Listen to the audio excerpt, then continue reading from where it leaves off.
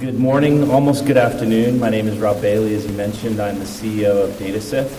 I think I'm probably the last thing that stands between, one of the last things that stands in between you and lunch. So I'm going to try to be exciting, and I'm going to use some images of food to keep your attention. So the first question is, what is datasift? We are allowed to talk a little bit about the company. We are a social data platform, the most powerful one out there.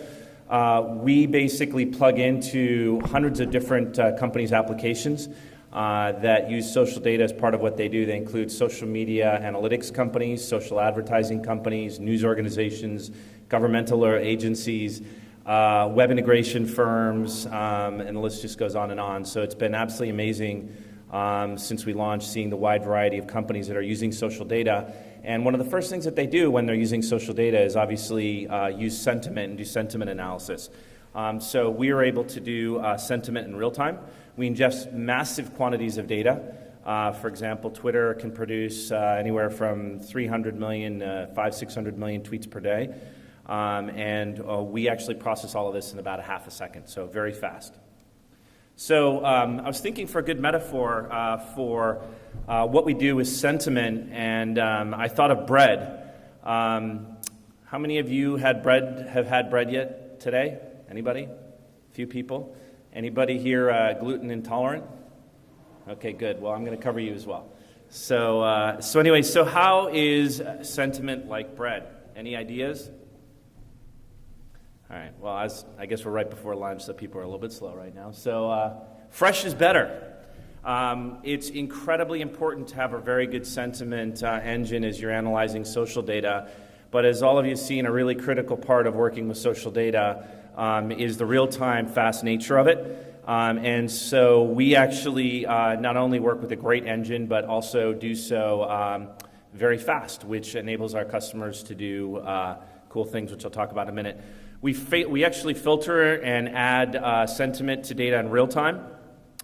We work with Lexalytics. Anybody here from Lexalytics? Okay, in the back of the room waving. Great partner, great technology. We cover the languages listed above with a lot more languages on the way.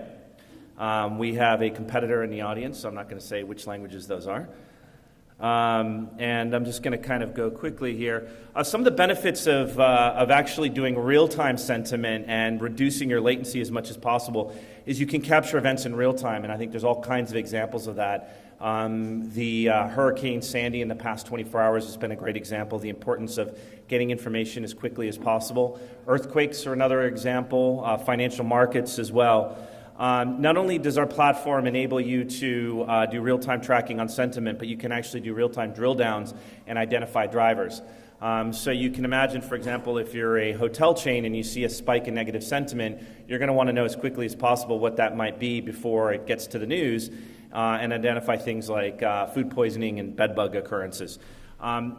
We've also found that low latency is actually being used as a competitive advantage.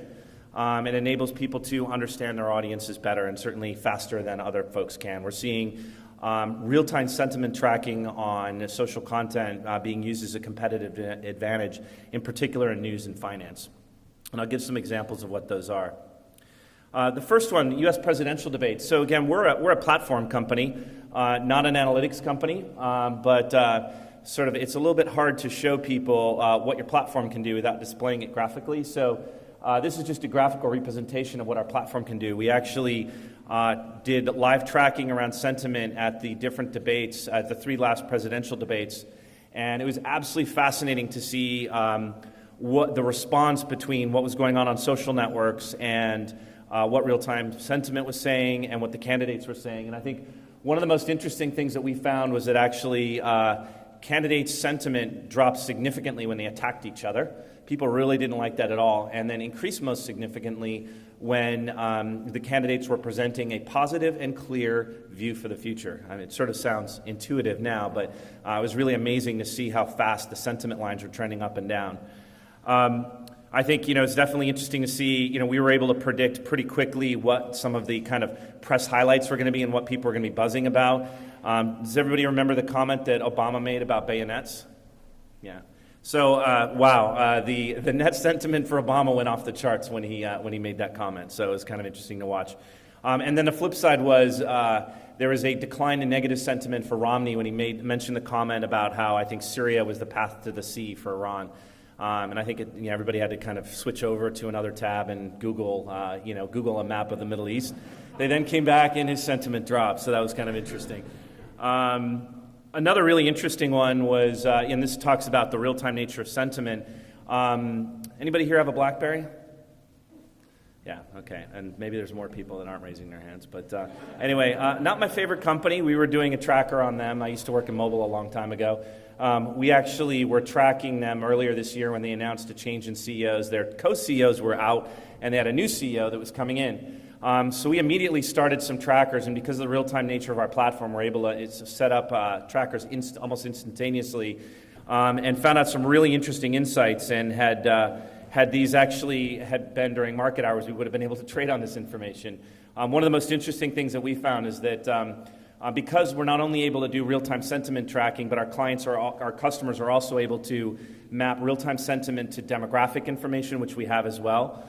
We're able to see things like do splits of positive and negative sentiment by gender, by profession. One of the really interesting things that we found is that women actually did a much better job than men did at predicting what the stock market's reaction was going to be to the CEO change. So we thought that was fascinating. So had we been sophisticated traders, we might have drilled down even further into that. But it was really interesting to find on that and several other instances, women have actually been much better predictors of a stock market's reaction to a company's announcement than men were. So kind of interesting.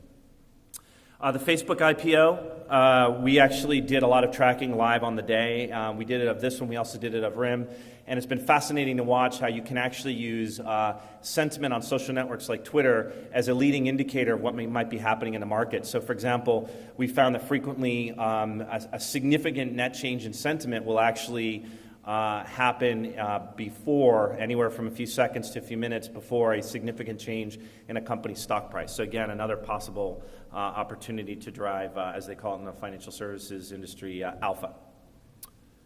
We actually do have an office in New York and a financial services practice that services financial services companies. You're standing up, so I'm guessing I just have a few minutes left.